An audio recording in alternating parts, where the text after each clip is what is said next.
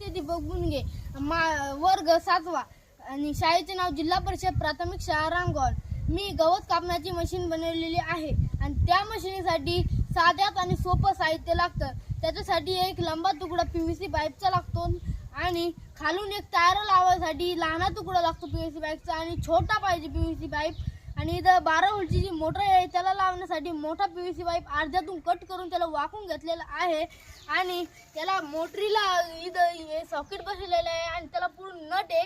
पण हे नट तुम्ही सटकू शकत नाही, काऊन की असं बिंगल्यानंतर हे नट अजून बळकतो आणि ह्या ब्लेडनी गवत मोटर फिरल्यानंतर 12 व्होल्टचं करंट दिल्यानंतर ही मोटर अशा प्रकारे फिरते आणि त्याच्यामुळं आपल्या सर्कीतलं सोयाबीनीतलं गवत कापलं जातं आणि शेतकऱ्यांना खूप पैसे आणि मजुरासाठी खूप पैसे आणि वेळ लागतो. म्हणून हे मी साधा आणि सोपं यंत्र तयार केलेलं आहे.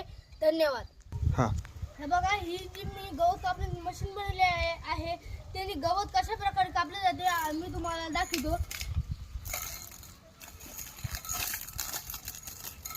हे बघा, पूर्ण गवत सपाट झालेलं आहे. धन्यवाद.